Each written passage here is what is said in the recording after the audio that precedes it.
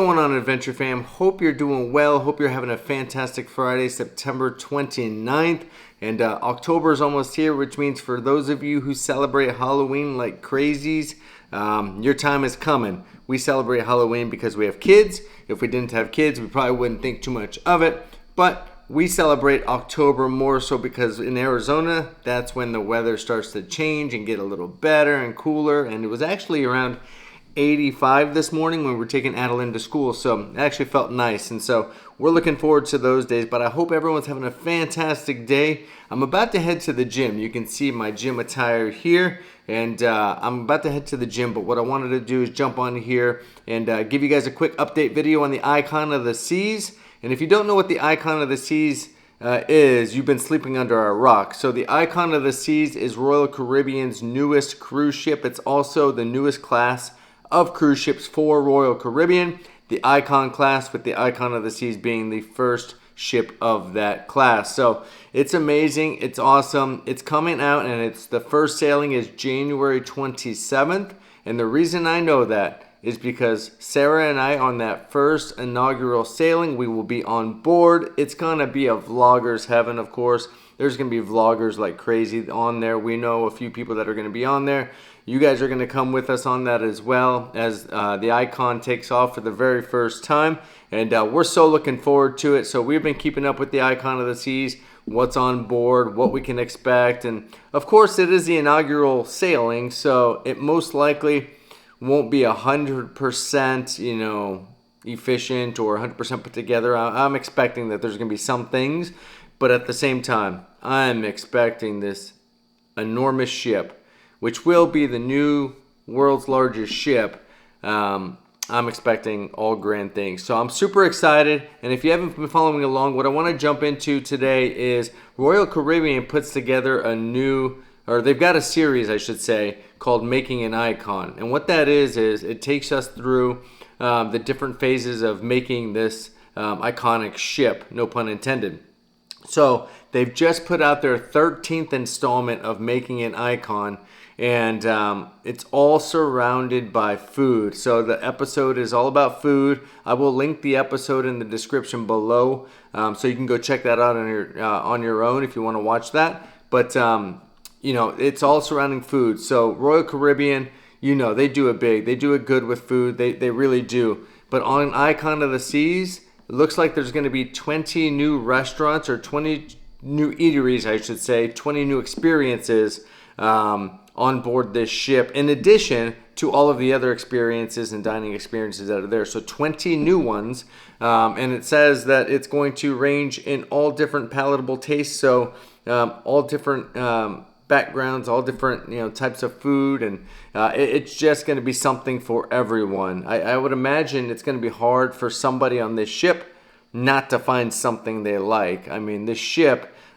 is completely iconic. It's huge. They've got that nice aqua dome, which is going to have its own little eateries and stuff inside of it. So if you can't find something to eat on this ship, I think there's something wrong with you, literally. I literally think there would be something wrong with you if you cannot find something to eat. So let's jump into this and see kind of what is Royal bringing on to this Icon. What kind of eateries can we expect? What do they look like? What do some of them look like? What can we as cruisers expect when we're on board this ship? Now, again, like I said, there's going to be 20 new experiences on top of whatever else they've already got. However, they wanted to create flavors for everyone. So in this 13th episode of Making the Icon, they explore kind of what goes into creating these experiences.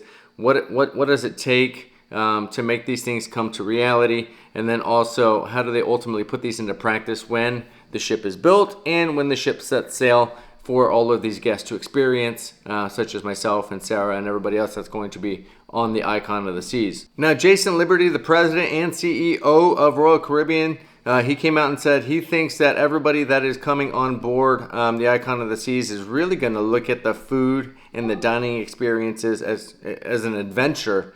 I take from that what he says is, look, there's so many different things to choose from. There's so many different types of flavors. There's so many different eateries and different shops and things like that, that it's going to be an adventure. and probably almost impossible for somebody to kind of hit all of them in one in one trip. Although that would be quite the experience to try to do that. But I think that's what he means by that, right? Is there's going to be so much to choose from, so many different things and so many different experiences that it's going to be an adventure to kind of go around and see kind of which ones do you like, which ones are your favorites, which ones, you know, are the can't misses, right? And so it's going to be an adventure to explore all of these different dining experiences. Now, when I say Royal Caribbean put in the work and the time and the energy and the effort to come up with these experiences, I mean it. They spent 2 years visiting different dining establishments and experiences.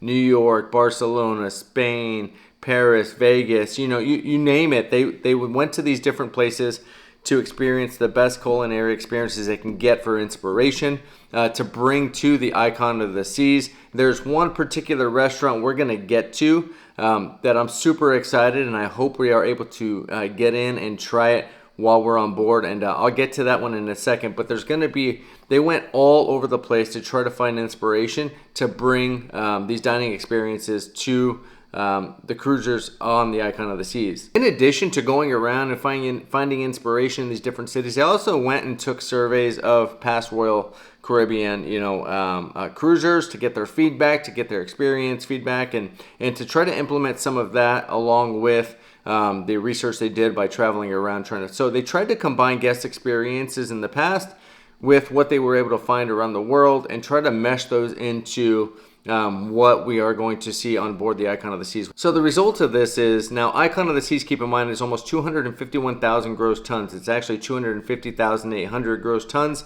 So combining the experience of past guests and then also going around for inspiration, there's going to be over 40 eateries on board Icon of the Seas, with 20 of them being brand new to the Icon and to Royal Caribbean. So if you've been on a Royal Caribbean ship in the past, if you've eaten somewhere, a lot of those staples are probably going to be on Icon as well, but there's going to be 20 brand new experiences that you can only experience if you're on the Icon of the Seas, which I'm excited about. Now, Michael Bailey, who's the president and CEO of Royal Caribbean International, says this: "You name it, for every mood, for every kind of moment during your vacation, anything you want to experience as it relates to dining is available on Icon of the Seas." So I don't know about you, while we're not foodies, we like good dining experiences, Sarah and I. And so keyword being experiences, we want to go out and experience dining. We don't want to just go out to any old restaurant, because that's not really kind of any kind of feeling that you get from that. But if you can have a good dining experience, and we have no doubt that this Icon of the Seas is going to allow us to have a pretty darn good dining experience, given what we know so far and given what we've seen and read.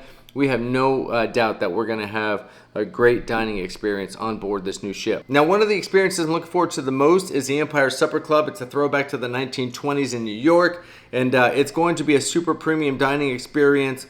It's going to have curated cocktails, dining menus, and specially selected music to create this holistic and elegant 8-course culinary event. So I hope we get the experience to dine inside the Empire Supper Club while we're on board for that first sailing. Now, if you've seen the Icon of the Seas, you've seen all the water slides, you've seen the fun stuff, and that is called Thrill Island.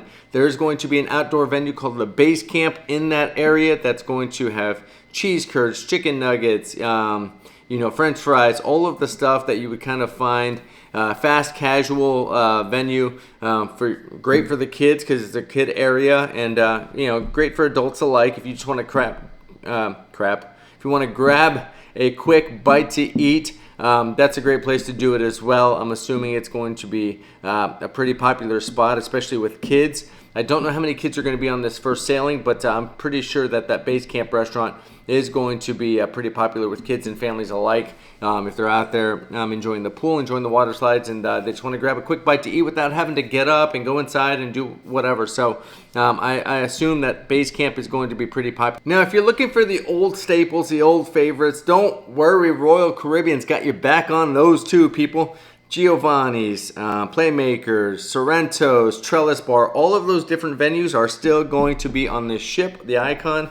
However, they're going to be reimagined, right? So all of your old favorites, from the other different ships. They're going to be here. Don't worry, they're not going anywhere, but they are going to be reimagined for the new Icon of the Seas. Chops Grill, one of my favorites and one of Sarah's favorites, is going to be there as well. That is a staple of Royal Caribbean. On the Icon of the Seas, it's going to be a reimagined. There'll be a butcher bar that basically displays all the slabs of meat that you can get. So that's going to be something different. But Chops, if you haven't been there, you got to go there. It's delicious food. But looking forward to that new reimagined experience when we step foot into Chops on the Icon of the Seas as well. Now, I don't want to drag this video on, but Icon's already breaking records, and if you look ahead to the cost of getting on the Icon of the Seas, it is super expensive. The demand is super high. They can fit over 7,600 passengers on this ship, so it is going to be massive. It's going to be huge. But I also think it's going to be an epic experience, and it's going to be fun, and I cannot wait to take all of you along with us. It's going to be awesome, and we're looking forward to it. So we're looking forward to the dining experiences. Go check out the video in the description. I'll link it. Let us know what you think down below in the comments of what you think of the ship and what you think about the dining experiences coming to Icon. But we're looking forward to it. Let us know, are you going on the inaugural sailing of Icon of the Seas? If so, can we buy you a drink? Can we meet up with you? Can we get a picture? Can we hang out? Let us know. Let us know in the comments if you're going to be on that inaugural sailing with Sarah and I, and we would love to meet you guys. But looking forward to it. Go check out the video in the description. We love you. Happy Friday. Stay tuned because tomorrow we're going to the world's largest sporting goods store grand opening. Looking forward to that. If you want to stay up to date on this stuff and see our adventures and follow us along, follow my Iron Man journey, please subscribe. We love you guys. We love the support. We're trying to hit 1,000 subscribers. We're almost there. I know it's a small number compared to a lot of people, but that is our goal, 1,000. I think we're a couple of hundred away, so please subscribe for that. And we would love to have you as part of our adventure fam. And we love you guys, and we hope you have a great weekend. And peace.